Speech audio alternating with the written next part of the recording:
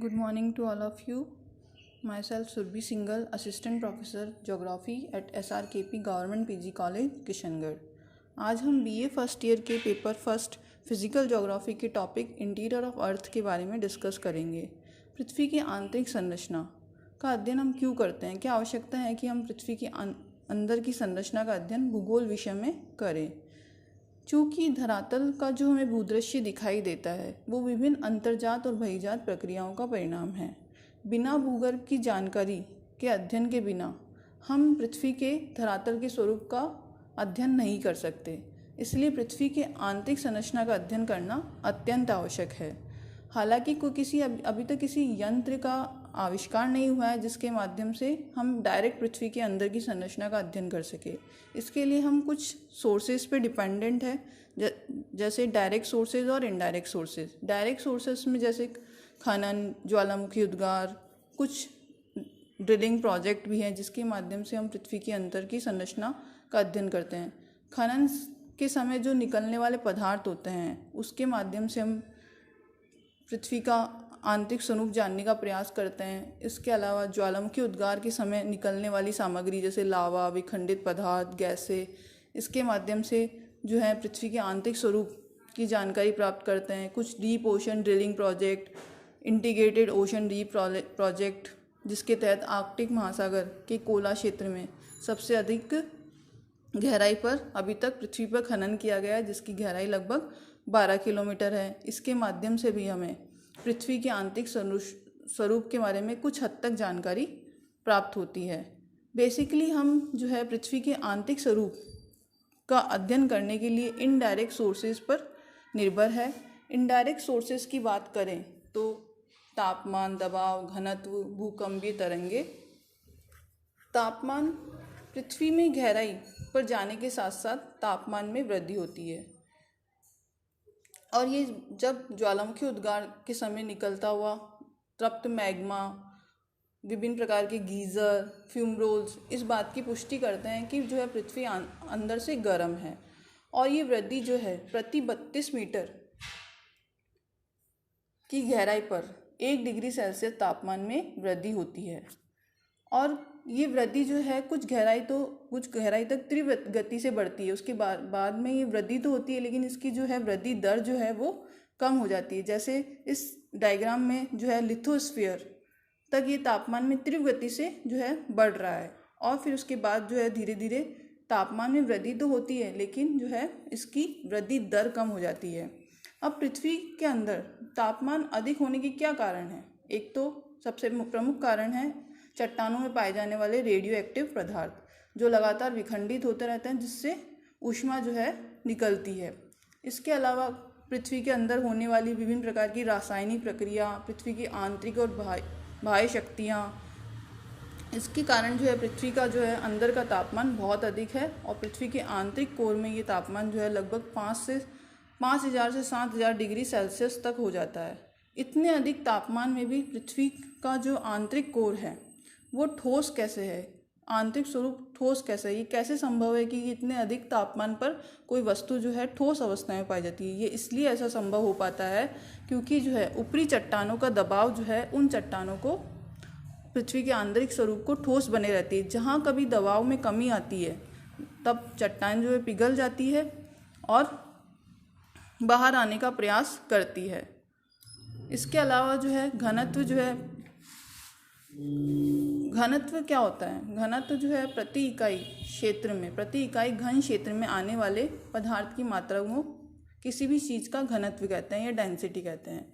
Density में भी जो है वृद्धि होती जाती है। जैसे जैसे हम अंदर जाते हैं पृथ्वी के जो है घनत्व में वृद्धि होती जाती है। इसका एवरेज घनत्व जो है पृथ्वी का 5.5 ग्राम घन सेंटीमीटर है और जबकि पृथ्वी का जो ऊपरी क्रस्ट है उसका घनत्व मात्र 2.7 ग्राम घन सेंटीमीटर है, जबकि कोर तक पहुँचते पहुँचते ये घनत्व जो है 13 ग्राम घन सेंटीमीटर तक पहुँच जाता है। अब इतना अधिक घनत्व का कारण क्या है? जब पृथ्वी का निर्माण हो रहा था तो जो भारी धातु थे जैसे लोहा, निकेल, फेरियम, ये सब पृथ्वी के केंद्र में एकत्रित हो गए, जिसके कारण जो है घनत्व जो है गहराई के साथ साथ बढ़ता जाता है। इसके अलावा इसका एक दूसरा कारण हो सकता है कि ऊपरी चट्टानों का जो है दबाव जो है बढ़ता जाता है, भार में वृद्धि होती जाती है, जिसके कारण जो है पृथ्वी के अंदर जो है घनत्व में वृद्धि होती जाती है। इसी प्रकार दबाव, प्रेशर, तापमान और घनत्व में वृद्धि के साथ साथ पृथ्वी की गहराई की ओर जाने पे दबाव में भी वृद्धि होती जाती है। उल्कापिंडों के माध्यम से भी पृथ्वी की आंतरिक स्वरूप के बारे में जानकारी मिलती है। उल्कापिंड क्या होता है? अंतरिक्ष से आने वाले अंतरिक्षीय पदार्थ होते हैं। जब वो पृथ्वी के वायुमंडल में प्रवेश करते हैं तो वायुमंडल में घर्षण के कारण जो है वो जल जाते हैं। केवल जो भारी उल्कापिंड होता है, जिनका केवल बाहरी कवर जो होता है वो जल के नष्ट होता है और उसका कुछ भाग जो है पृथ्वी पर पहुंचता है। अब उनका स्ट्रक्चर, चूंकि उल्कापिंडों और पृथ्वी का निर्माण सेम समय में हुआ है, सौरमंडल की उत्पत्ति के समय ही ये निर्मित हुए हैं, तो उल्कापिंड की स्ट्रक्चर जो है लगभग पृथ्वी की जैसी है। तो उनके स्ट्रक्चर से हमें पृथ्वी के आंतरिक स्वरूप के बारे में जानकारी मिलती है। अब मेन सोर्स जो है जिसके माध्यम से हमें पृथ्वी के अंदर की संरचना के बारे में जानकारी मिलती है वो है भूकंपीय तरंगे। भूकंप क्या होता है? भूकंप जब पृथ्वी के आंतरिक भागों में संचलन के कारण पृथ्वी पर कंपन आता है, यह पृथ्वी का जब अचानक कंपन होने लगता है तो उसको बोलते हैं भूकंप। अब भूकंप जब आता है तो पृथ्वी के अंदर से ऊर्जा निकलती है और ये उसी तरह से निकलती है जैसे हम पानी, शांत जल में पत्थर का टुकड़ा डालते हैं तो विभिन्न प्रकार की तरंगे जो है वो बन जाती है। उसी प्रकार से पृथ्वी के आंतरिक भाग में जब भूकंप की उत्पत्ति होती है तो विभिन्न प्रकार की तरंगे जो है वो निकलती हैं। इन तरंगों को हम दो भागों में बांटते हैं, भूगर्भिक तरंगे और धरातलीय तरंगे। पृथ्वी के अंदर से जो ऊर्जा निर्मुक्त होने के दौरान जो भूकंपीय तरंगे उत्पन्न होती है उसको बोलते हैं बॉडी वेव्स या भूगर्भिक तरंगे। ये दो प्रकार की होती है, पी तरंगे और एस तरंगे। जब भूगर्भिक तरंगे पृथ्वी के विभिन्न चट्टानों से होते हुए पृथ्वी के बाहर प्रकट होने का प्रयास करती है तो धरातल और इन तरंगों के बीच में, इन चट्टानों और तरंगों के बीच में विभिन्न प्रकार की क्रिया होती है, जिसके कारण से एक नई तरंग उत्पन्न होती है जिसको बोलते हैं धरातलीय तरंगे। आइए हम इसके बारे में डिटेल से अध्ययन करते हैं। सबसे पहले भूगर्भिक तरंगों को दो भागों में बांटा गया है, प्राथमिक तरंग और द्वितीयक तरंग। प्राथमिक तरंगों की गति जो होती है वो सबसे अधिक होती है। इनकी गति होती है 6 से 15 किलोमीटर पर सेकेंड, और जबकि द्वितीयक तरंग की गति जो होती है 5 से 7 किलोमीटर पर सेकेंड होती है। और प्राथमिक तरंगे जो होती है अनुदैर्घ्य तरंग होती है। अनुदैर्घ्य क्योंकि इसमें जब ये तरंगे चट्टानों से होके गुजरती है तो चट्टानों के कणों का कंपन जो होता है तरंगों के समानांतर होता है, उसके आगे पीछे होता है, इसलिए इसको संपीड़न वाली तरंगे, दबाव वाली तरंगे भी बोलते हैं। और ये तीनों माध्यम से गुजर सकती है, ठोस, तरल और गैस तीनों माध्यम से गुजर सकती है, और ठोस माध्यम में इनकी गति सर्वाधिक होती है। दूसरी तरंगे हैं द्वितीयक तरंगे। द्वितीयक तरंगे जो होती है उनको हम अनुप्रस्थ तरंगे कहते हैं, क्योंकि इनमें जब ये चट्टानों के बीच में से निकलती है तो चट्टानों के कणों की गति इनके समकोण पर होती है। उसमें आगे पीछे होती थी, इसमें समकोण पर होती है, इसलिए इसको लंबवत तरंगे भी कहते हैं। और इनकी सबसे बड़ी विशेषता है कि ये केवल तरल माध्यम से ही संचलित हो केवल ठोस माध्यम से ही निकल सकती है और तरल माध्यम में ये विलुप्त हो जाती है। और तीसरी तरंग है धरातलीय तरंगे, जो केवल धरातल पर चलती है और ये सबसे विनाशकारी होती है। इनकी गति सबसे कम होती है, 3.5 किलोमीटर पर सेकंड होती है, और ये तीनों माध्यम से संचालित हो सकती है, लेकिन इनकी सर्वाधिक जो है वेवलेंथ सबसे अधिक होती है। इसके कारण ये सबसे विनाशकारी होती है, और गति भी धीमी होने के कारण ये सबसे विनाशकारी होती है। और इनमें कणों का कंपन जो होता है वो दोनों तरह से होता है, लंबवत भी और क्षैतिज भी। इसके कारण जो भूकंपरोधी घर होते हैं, जैसे जापान में भूकंपरोधी घर बनाए जाते हैं, वो इन्हीं तरंगों के अनुसार बनाए जाते हैं, क्योंकि इनमें कणों की गति दोनों प्रकार से होगी। इसलिए इन एल तरंगों को ध्यान में रखते हुए भूकंपरोधी घर बनाए जाते हैं। अब भूकंपीय तरंगे जो है वो इनका वेग जो है घनत्व में भिन्नता के अनुसार घटता बढ़ता रहता है। अधिक घनत्व में ये तरंगे अधिक वेग के साथ चलती है, और कम घनत्व वाले पदार्थों में कम वेग के साथ चलती है। और घनत्व में भिन्नता होने के कारण इनमें इन तरंगों का परावर्तन अपवर्तन होता रहता है।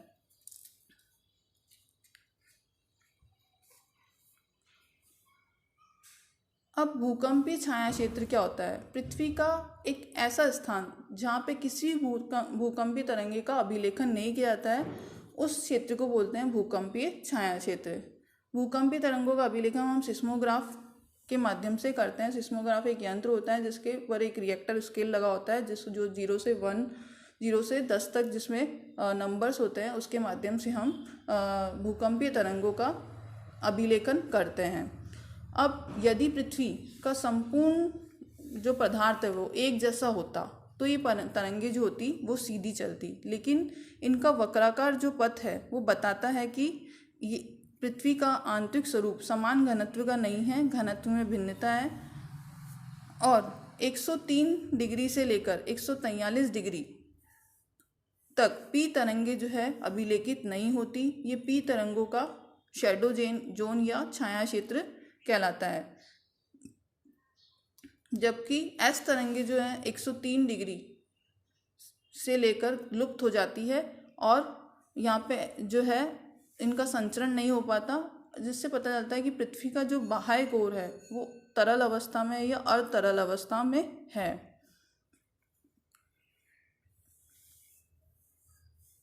और पी तरंगों का लुप्त होना ये बताता है कि पृथ्वी का आंतरिक स्वरूप जो है उसकी संरचना, उसका घनत्व और बहुत भिन्न है। 143 डिग्री से लेकर 143 डिग्री का क्षेत्र। पी तरंगों का जो